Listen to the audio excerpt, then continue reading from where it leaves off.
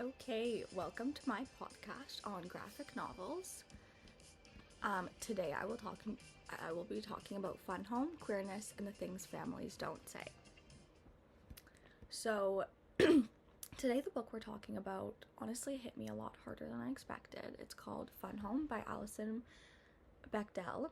Yes, the same Bechdel that made the Bechdel test, which is a measure of female representation in media. So when at least two women are having a conversation and they talk about something other than men, that's the Bechdel test. But this book isn't entirely about movies or representation. It's also about family, queerness, and the strange ways that we keep secrets within families. And I kind of wanted to walk you through it like I was explaining it to a friend who's never read a graphic novel, a little easier to understand that way. So what Fun Home really is about, the basic setup is Alison grows up in an old Victorian style house that her dad basically treats as a museum. Everything's perfect, antique furniture, fancy wallpaper, restored wood. But emotionally, well, the family's not restored. Not in the slightest, not even close. She writes it as a memoir about her childhood, her coming out and eventually learning that her dad was a closeted gay man, which you don't really understand at the beginning, but as you go through, the secrecy starts to kind of creep in. She only really figures out the truth about her dad right before he dies, and their whole relationship is kind of this puzzle throughout the whole book that you can't really figure out, that you're just getting little pieces of throughout. Fun Home really captures that feeling from childhood where you sense something is off in your family and no one ever really puts it into words. She grew up in silence rather than healthy communication. And then I think another big, huge topic in this book is obviously like the queer theory angle, how her family is built in the shadows. So queer theory is the idea that the closet isn't just about hiding your sexuality, it's about living inside a structure of secrecy. The truth is too foggy, can't talk about it.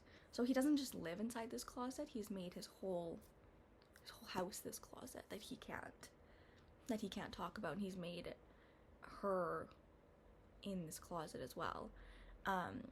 So that's exactly how she feels like. It's not that anyone is lying, it's that everything important happens in half light. Bruce's sexuality, Alison's sexuality, the quiet resentment, the way the house looks perfect, but none of the emotions really match. Or maybe they look perfect, but they aren't, just like the house. The whole family exists in this weird choreograph of not saying, and the graphic novel makes that very visible. So, since this is a graphic novel and not just a novel, it's not just, I've learned a lot about how graphic novels are not in a way easier to read, but they take really heavy topics and they make it a little bit easier to read, to emotionally get them. So I think one way that she really does this is in the art, the graphic novel aspect of it. So to talk about the drawings for a little bit, because honestly the art itself is one of the reasons this book feels the way it does. Even if you've never read a graphic novel, Fun Home is kind of the book where the visuals sneak up on you didn't notice. After a few pages, you're like, why does everything feel so cold, so distant? And then it finally hit me, it was the colors. The whole book is made in this like blue, white, a little bit green, this blue, dark blue lighting. The whole book is done out in these washed out blue-green tones. No bright reds, no yellows, no warm colors at all. Everything looks like an old photograph that was left in the sun way too long. Colors washed out. I forgot about my microphone. It gives this book this emotional chill, a kind of beautiful sadness, like you're remembering someone you've loved from far away, just like a picture.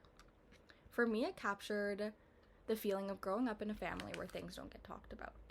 I don't know about you, but I've definitely grown up in a family like that, where you're close physically, but emotionally, it's like everything is underwater. And then on top of the colors, there's also like thin, precise lines throughout the whole book. The line work, it's drawn with careful, almost obsessive precision. The furniture, the decorations, the wallpaper patterns, every line is intentional. And I think that she does that because those lines, that every super intentional thin stroke is Bruce. That's the dad. The drawings visually perform his personality. He's controlled, rigid, desperate to anyone to look composed, desperate to make his house look composed. Even the house is drawn like it's holding its breath. And that's when I realized, I was like, wow, this book isn't just telling me about repression. It's not just telling me, it's really showing me about repression. It's showing those thin lines that you have to be careful with. And then I think the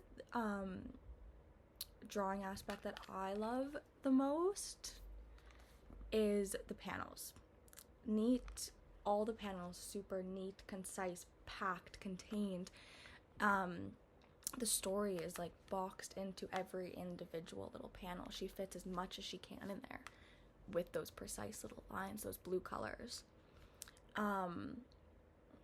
So like I said, the story is boxed into these panels, which again I think connects to queer theory. The repression isn't just in the plot of the story, in the words, it's also in the way the book physically looks. The structure matches the theme of the family secrets. Bruce hides things, Alison hides things, and the panels hide this emotional mess under a nice little square. We also see Bechdel repeat images sometimes, the same poses, same rooms, but with different thoughts or different contexts. Kind of like the way queer people look back at their childhood. You replay these moments trying to figure out what they mean. You ask yourself, was it a clue? Was that a sign? Did I miss something in the book? But this book isn't a straight line. It's very much like she's going back and forth from memories. She's looping, she's circling, she's revisiting all these memories, going back to try to understand her father, try to understand the family that she grew up in. Queer self-understanding is never linear. Understanding itself is never linear. But I think Alison going back and forth and looping really shows how queer identity is not a straight line and never will be.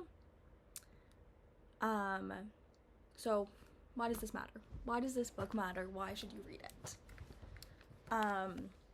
Because Fun Home, it isn't about big dramatic revelations. There's not one huge crazy plot twist on page 102. It's about like that going back and forth, that quiet ache of growing up in a family held together by secrecy, how queerness becomes a connection and a distance between her dad and herself. When Alison comes out, it brings her clarity. When Bruce is outed, it's crisis. He's made it a crisis his whole life. They're both queer, and their experiences are like mirror objects. One facing the light, Alison, and one facing the dark, Bruce. So when I closed the book, I kept thinking about how families operate like this. Not just queer ones, mine as well. Families where truth feels dangerous, families where silence feels safer than honesty, families that look perfect on the outside, feel like a maze on the inside.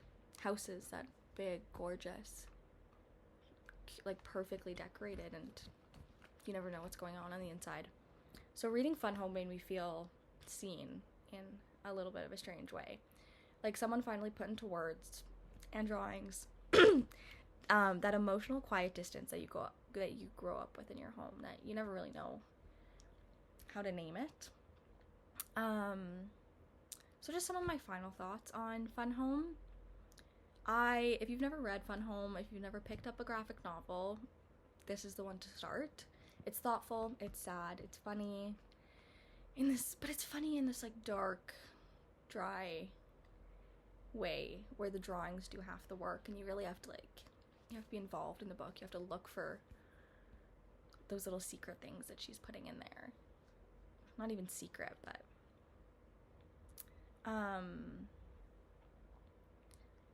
it's just one of those books that stays with you long after you close it, or at least for me it did. Thank you for listening.